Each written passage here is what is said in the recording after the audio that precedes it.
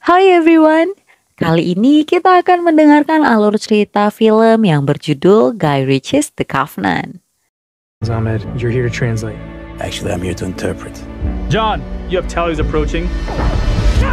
Film ini diadaptasi dari sebuah kisah nyata yang menceritakan warga negara Afghanistan yang menjadi penerjemah untuk tentara Amerika Serikat. Sebagai imbalannya, ia akan mendapatkan visa khusus untuk tinggal di Amerika. You gotta adapt. This is what you got. Lantas bagaimana kelanjutan kisahnya? Yuk langsung saja kita ke alur ceritanya. Out. Pada Oktober tahun 2001 silam, sebuah serangan teroris terjadi di Amerika Serikat. Serangan itu berhasil meluluh lantakkan gedung WTC atau yang dikenal juga dengan tragedi 9/11. Amerika kemudian mengirimkan tentaranya ke Afghanistan kurang dari sebulan sejak tragedi tersebut terjadi untuk memburu para teroris. Para tentara Amerika mencurigai sebuah kelompok di Afghanistan yang bernama Taliban yang mendalangi terjadinya tragedi itu.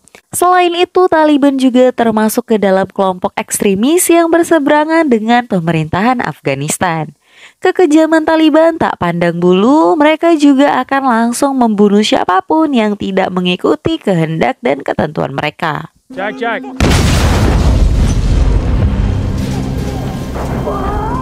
Hingga pada tahun 2011 tercatat Amerika telah mengirimkan sebanyak 98.000 orang tentara mereka dan memperkerjakan sedikitnya 50.000 orang warga sipil sebagai penerjemah dan menjanjikan mereka sebuah visa khusus sehingga nantinya mereka dapat melanjutkan hidup mereka dengan damai di Amerika Serikat. Berfokus pada film saat itu, sebuah tim yang dipimpin oleh sersan bernama John Kinley diberi tugas untuk mencari titik-titik lokasi penyimpanan senjata dan bom IED Taliban sehingga mereka dapat menghentikan Taliban dalam menjalankan misi mereka. Bersama seorang penerjemah, hari itu mereka menjalankan misi sederhana, yaitu melakukan pemeriksaan di sebuah perbatasan Afghanistan guna mempersempit ruang gerak Taliban juga mencegah terjadinya pemboman di posko tentara Amerika. Ketika salah satu timnya yang bernama Jack mengecek sebuah truk yang mencurigakan, tiba-tiba saja sebuah ledakan terjadi dan menewaskan Jack beserta penerjemahnya. Jack.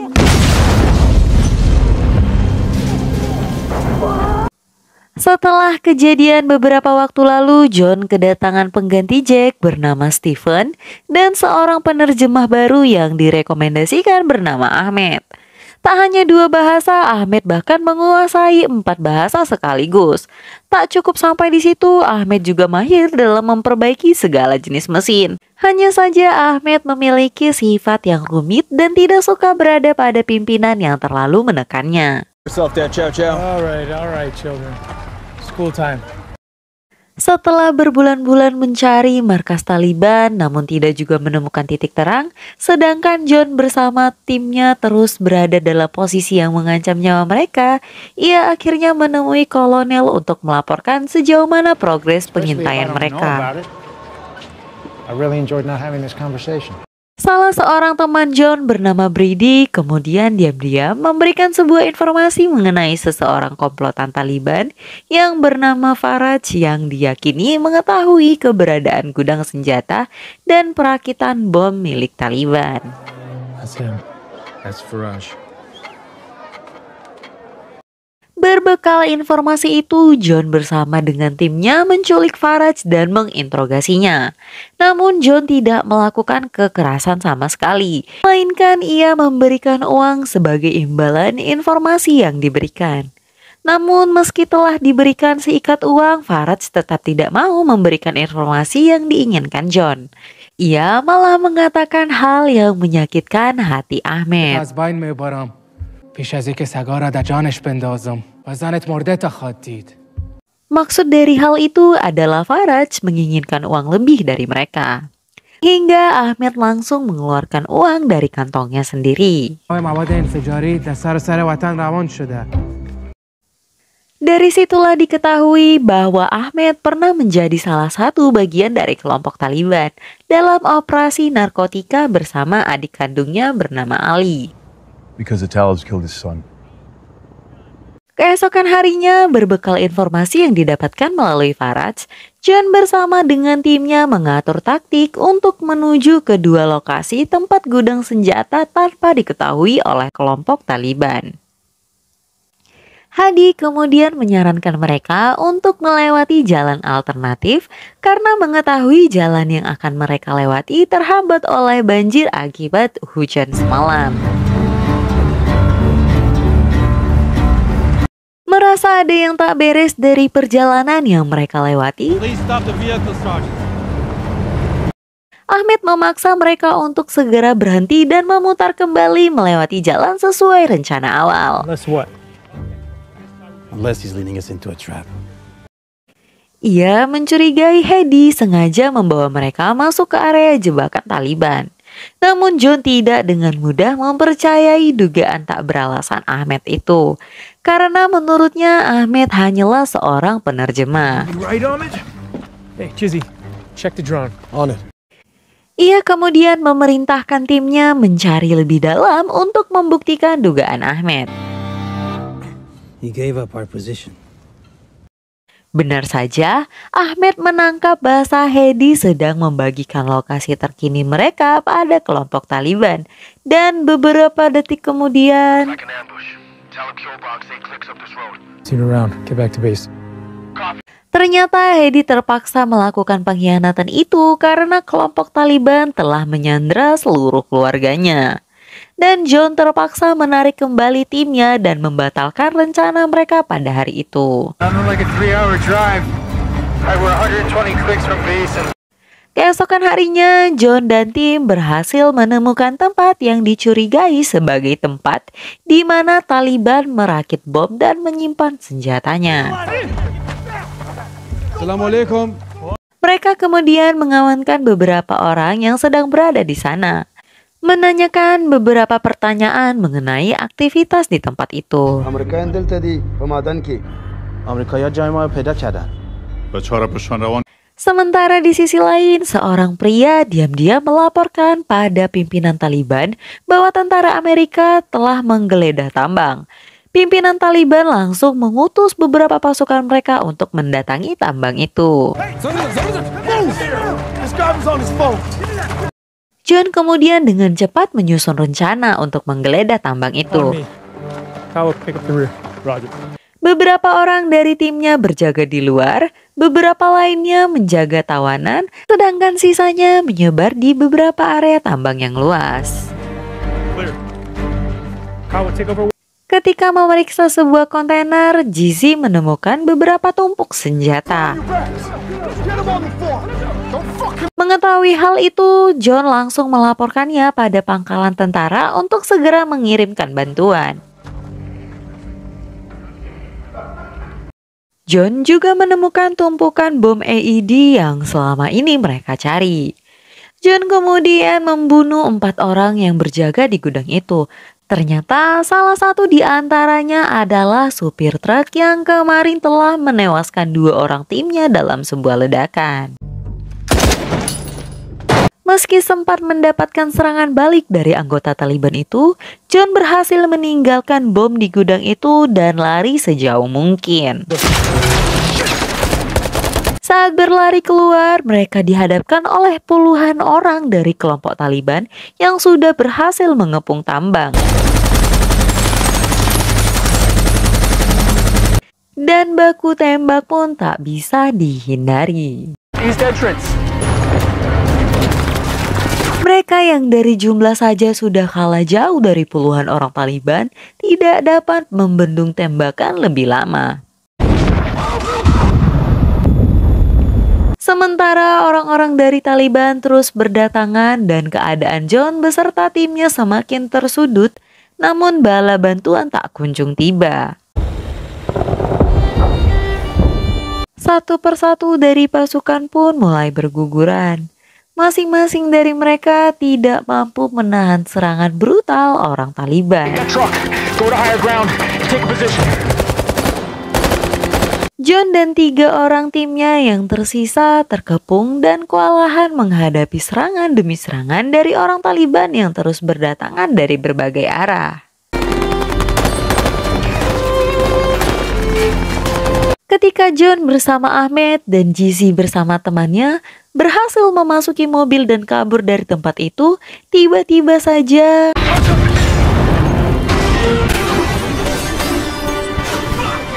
hingga hanya tersisa John dan Ahmed yang masih terus dihujani tembakan. Dengan sekuat tenaga mereka berusaha menjauh dari tempat itu. Sempat menghubungi pangkalan markas, namun usahanya sia-sia karena area mereka berada jauh di luar jangkauan jaringan. Mereka terpaksa berlari masuk ke dalam hutan setelah kelompok Taliban berhasil menembaki ban mobil mereka. Dalam pengejaran itu, John dan Ahmed berusaha menyembunyikan diri agar tidak tertangkap oleh kelompok Taliban yang sedang menyisiri seluruh hutan tempat mereka berada. Sementara itu, pasukan bantuan tiba di lokasi tambang. Approximately 40 KIA Taliban. We recovered all three bodies. Dan hanya menemukan jasad para korban, juga puing-puing hasil ledakan. Mereka kemudian mengetahui bahwa hanya tersisa John beserta penerjemahnya yang mungkin masih hidup. I think we're good for now. Dirasa keadaan sudah mulai kondusif, John dan Ahmed memutuskan untuk beristirahat. Di sana Ahmed dapat melihat John yang benar-benar terpukul atas kehilangan semua anggota timnya.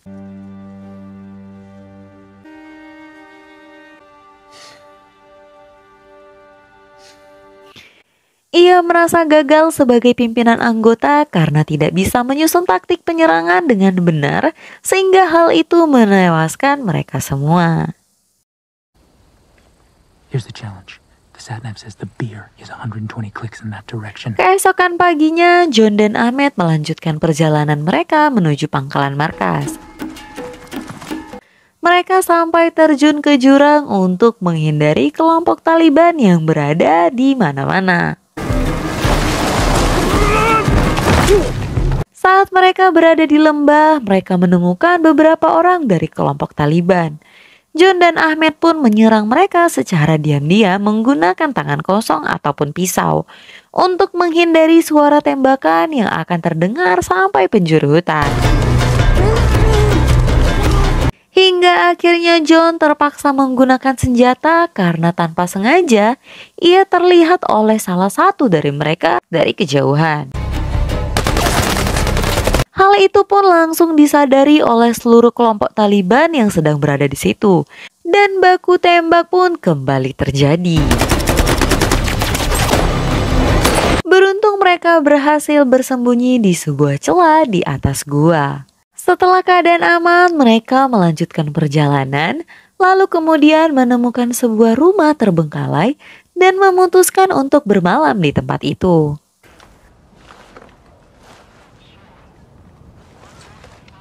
Keesokan paginya mereka terbangun oleh suara-suara yang berasal dari HT milik salah satu anggota Taliban yang dengan sengaja John bawa untuk mengetahui keberadaan mereka. John dan Ahmed pun berpencar untuk mengintai keberadaan kelompok Taliban, namun tiba-tiba saja mereka berhasil melumpuhkan John dan membawanya menuju pimpinan Taliban. Pimpinan Taliban meminta untuk John dibawa dalam keadaan hidup-hidup. Ketika mereka hendak memasukkan John ke dalam mobil, Ahmed pun berhasil membunuh mereka semua yang tidak menyadari keberadaan Ahmed. Dalam keadaan John yang sekarat karena tembakan yang bertubi-tubi ia terima, Ahmed membuat sebuah tandu, mengganti bajunya dan mulai menyeret tandu tersebut melewati jalan berbatu dan lereng perbukitan. Ahmed memilih jalan memutar dan sebisa mungkin menghindari jalan utama agar tidak bertemu dengan kelompok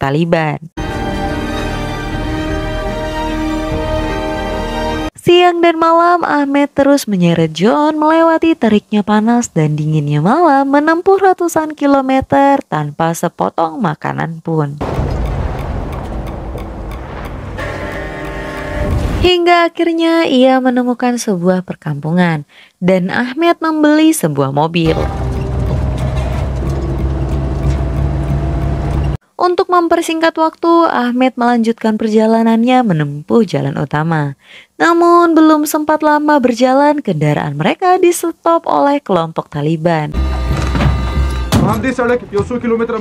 Kelompok tersebut meminta tumpangan karena kendaraan mereka rusak. Ahmed mencoba untuk tetap tenang dan berharap semoga mereka tidak mengenalinya dan juga tidak menemukan John yang sedang terbaring di belakang bersama 3 orang Taliban lainnya.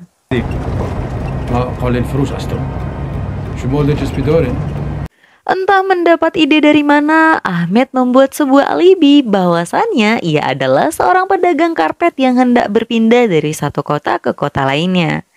Beruntung berkat kecerdasan Ahmed, ia berhasil mengelabui mereka hingga mereka turun dari sana. Menyadari keadaan John yang semakin parah, Ahmed pun berusaha mencari bantuan dengan mendekati kelompok pengembala di sebuah padang gurun. Ia kemudian menawarkan mobilnya untuk ditukar dengan beberapa makanan dan gerobak untuk John yang sedang dalam keadaan kritis. Secara kebetulan mereka adalah kelompok orang yang membenci Taliban. Tak hanya memberikan makanan dan gerobak, mereka juga dengan senang hati membantu Ahmed memindahkan John ke dalam gerobak. Tak cukup sampai di situ, mereka juga memberikan beberapa rempah beserta cerutu yang dapat membantu John mengurangi rasa sakitnya. Ahmed kemudian kembali melanjutkan perjalanannya yang teramat berat. Ia terus bergerak menanjaki perbukitan dan melewati lereng curam. Siang menuju malam sembari sesekali berhenti untuk mengumpulkan tenaga sebelum kembali melanjutkan perjalanannya.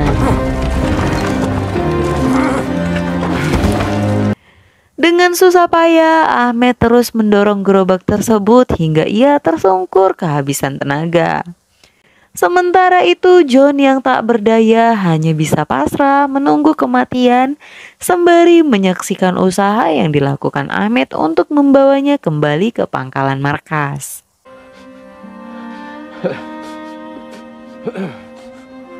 Sejenak Ahmed menenangkan diri dengan nafas terengah dan tubuh yang gemetar. Ia mencoba kembali mengumpulkan tenaga yang terkuras habis.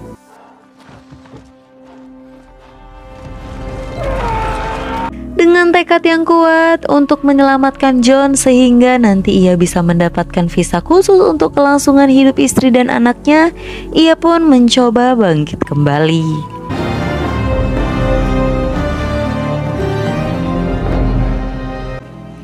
Ahmed akhirnya berhasil melihat pangkalan udara tentara Amerika di ujung puncak di hadapannya.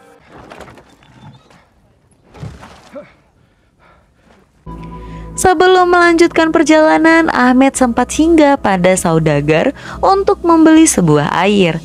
Namun tiba-tiba saja kelompok Taliban juga berhenti tak jauh dari mereka. Awalnya mereka bersikap biasa dan tidak menaruh curiga, hingga salah seorang dari mereka tanpa sengaja melihat sepatu John. Saat pria itu mulai menyadari keberadaan John, Ahmed sudah lebih dahulu bersiap lalu menembak mereka semua. Mendengar suara tembakan, beberapa kelompok lainnya pun datang menghampiri.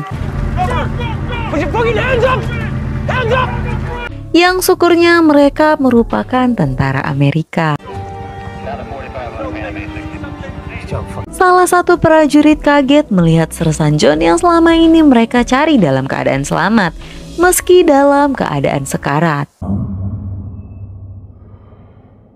Singkat cerita, setelah sempat koma selama 3 minggu dan menjalani perawatan intensif 2 bulan setelahnya, John kembali pulang ke rumah di Santa Clarita, California. Hands and knees over broken glass for 100 clicks. Hari itu, Brady berkunjung untuk memastikan keadaan John dan memberitahunya bahwa setelah aksinya di Afghanistan, pemerintah berencana untuk memberinya medali kehormatan. Medal he wants as much as a visa he needs. Namun sayangnya, keberadaan Ahmed masih belum diketahui karena ia masih belum menerima visa yang dijanjikan. Ahmed found himself a local folk hero. To everyone but Brady mengatakan bahwa atas kegigihan Ahmed dalam menyelamatkan John, ia menjadi pahlawan dan orang yang paling populer di negaranya, namun tidak pada kelompok Taliban. Mereka bahkan menghargai kepala Ahmed setinggi langit, yang oleh sebab itu membuat nyawa Ahmed beserta keluarganya terancam. I reached out to his smack dealing brother. Brady mendapatkan informasi dari seseorang bernama Ali yang bukan lain melainkan adik kandung Ahmed, bahwasannya ia tidak akan memberitahu keberadaan Ahmed hingga mereka mendapatkan visa untuk Ahmed dan keluarganya. A, B, D. Yes, I know, ma'am. I know.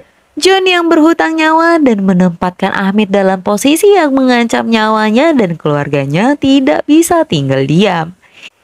Ia mencoba mengajukan visa Ahmed dengan menghubungi pihak imigrasi. Namun ternyata tak segampang yang ia kira. John terus disuruh menunggu kepastian hingga hari ke-19. John akhirnya mendapatkan jawaban bahwa They can't wait 9 months. mendengar hal itu John pun menggila. Setelah lebih dari sebulan, John menunggu kepastian yang tak kunjung tiba, ia akhirnya berencana untuk kembali ke Afghanistan. Everything all right, John? Dengan tekad yang kuat, ia pun mendatangi Kolonel Fogg dan menagih hutang nyawa terhadap John.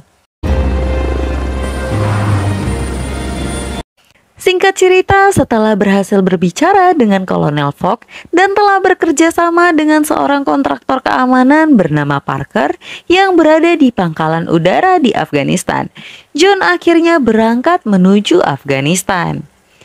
Sesaat setelah sampai di Afghanistan, ia mengatur rencana pada Parker. Parker mengatakan akan mengirimkan bantuan dengan rentang waktu 3 hari. Sehingga John harus berhasil menemukan Ahmed dalam waktu yang telah ditentukan.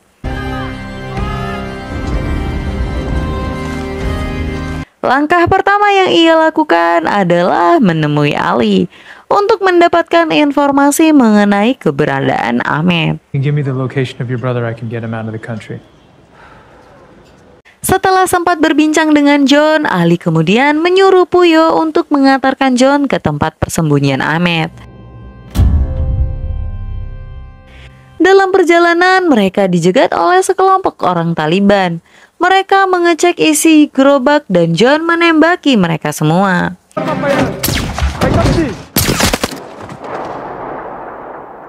Ternyata kejadian tersebut disaksikan oleh seorang Taliban lainnya yang berada tak jauh dari situ. Dan sudah pasti ia langsung melaporkan hal itu pada pimpinannya. Ia mendapatkan perintah untuk mengikuti dan mencari tahu siapa sebenarnya mereka. Di tengah perjalanan, John dihubungi oleh kolonel bahwa visa Ahmed sudah selesai. Ron, result? Parker, I found him. John kemudian menghubungi Parker untuk mengirim timnya dan Parker pun menyarankan sebuah bendungan yang berada tak jauh dari kota di mana Ahmed tinggal. All right, call us back when you got your man, his family, and you're on. Hingga Puyo dan John sampai di sebuah kota terpencil. Benar saja, John langsung dapat mengenali Ahmed. Ia kemudian mendatangi Ahmed dan mengajaknya beserta keluarganya untuk pergi dari situ. Why is he on a list? Anggota Taliban yang masih membututi akhirnya menyadari bahwa mereka adalah orang yang mereka cari selama ini. Segera saja puluhan orang dari kelompok Taliban mengejar mereka. John K. It's John Kinley. Di sisi pangkalan udara, Parker yang baru menyadari bahwa John adalah John Kinley yang selama ini diincar oleh Taliban. Parker tidak hanya mengirimkan pesawat biasa, melainkan ia mengirimkan Angel's Death, yaitu pesawat tempur terbesar yang pernah ada.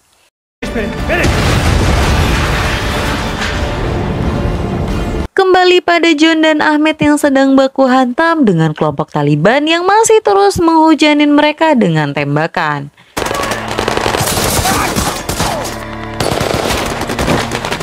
Saat mereka semakin tersudut dan hanya berlindung di balik kelompok bendungan, segala cara telah mereka lakukan untuk menembaki para Taliban, namun mereka terus berdatangan tanpa henti. Hingga akhirnya mereka kehabisan peluru dan hanya bisa berdiam diri. Dan saat itulah... Yaps, akhirnya bala bantuan pun tiba. Para Taliban dihujanin oleh peluru berasal dari Angel's Death, kebanggaan Amerika Serikat. Dan mereka pun selamat.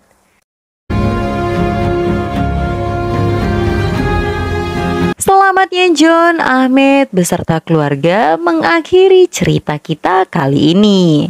Sampai bertemu di alur cerita lainnya. See you!